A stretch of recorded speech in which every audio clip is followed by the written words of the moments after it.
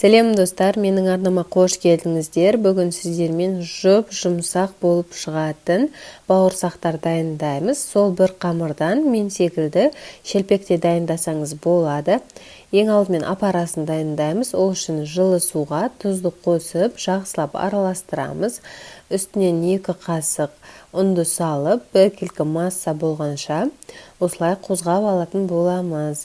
Міне осылай сұйықталуы қажет. Енді үстінен дрожжды салып, дрожжымыз ерігенше осылай қозғап аламыз. Болғаннан соң бетін жауып, шамамен 10 минуттай уақытқа көтерілгенше қалдырамыз. Міне біздің апарамыз осылай көлемнен ұлғайып, көтеріліп шықты. Енді қамырымызды дайындаймыз. Ыдысымызға жылы сүтті құйып, үстінен ұнның жартысын саламыз. Енді тағы да біркелкі сұйық масса дайындап аламыз. Міне осындай болып шығуы қажет. Енді үстінен апараны қосып, жақсылап біріккенше араластырып аламыз. Енді қалған ұнымызды салып, қамырымызды илейміз. Қамыр бізде қатты болмауы қажет, жұмсақ әрі қолға жабысып тұратын болып шығады. Міне видеода көріп тұрғандарыңыздай осындай қамыр болады. Енді бетін жауып, көтерілгенше қалдырамыз. Шамамен 1 сағаттай уақытқа қалдырсаңыз жетеді. Міне біздің қамырымыз осылай көтеріліп шықты. Енді қамырымызды осылай қайтадан басып жинап аламыз. Және де жаятын жерімізге ұнымызды сеуіп, қамырымызды қойып, ұнымызды сеуіп, жаятын боламыз. Қамырды қатты жұқа етіп жаюдың қажеттілігі жоқ, немесе қатты қалың болып кетпеуі де қажет. Біркелкі орташа қалыңдықта болады. Осылай жайып аламыз. Одан соң қамырымызды кесіп шығатын боламыз.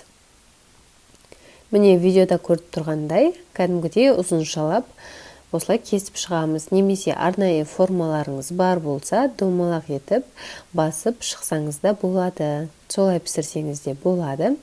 Мен осылай пісіремін. Міне дәл осылай барлығын кесіп шығатын боламыз. Дәл осы бір қамырдан шелпегімізді де жасайтын боламыз. Шелпекке кішкене қамырын алып, домалатып, кәдімгідей тоқаш секілді пісіріп алатын боламыз.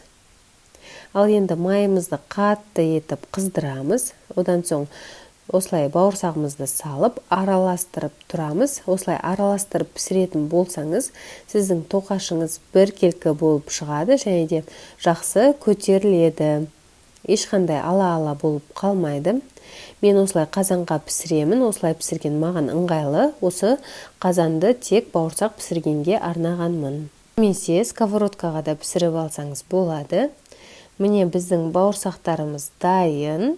Өте жұмсақ болып шықты. Дәмі де өте керемет. Егер де тәтті дәм шығып тұрғанын қаласаңыз, қамырды илеген кезде қант қосып жіберсеңіз де болады. Сонымен біздің бауырсағымыз бен шелпегіміз дайын. Ас болсын, міндетті түрде осы рецептімен дайындап көріңіз. Ешқандай өкінбейсіз деген ойдамын.